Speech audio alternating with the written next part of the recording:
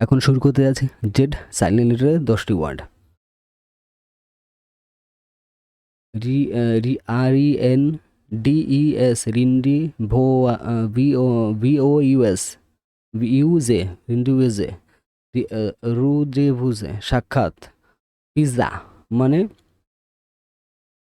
মানে pizza. QUART cartridge মানে cartridge. Topaz TOPAZ topaz মানে টোপস মানে রত্ন। ক্যাডেঞ্জা গীত সঙ্গীত।